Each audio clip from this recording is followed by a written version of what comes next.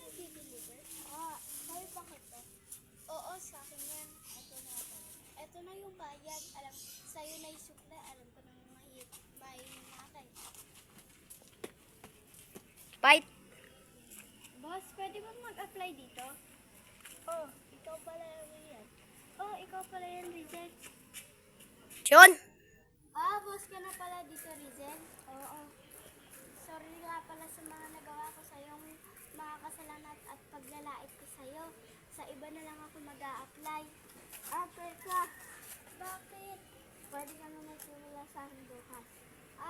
Maraming salamat, Rizel. Kahit madami akong nagawang kasalanan sa'yo, apakabuti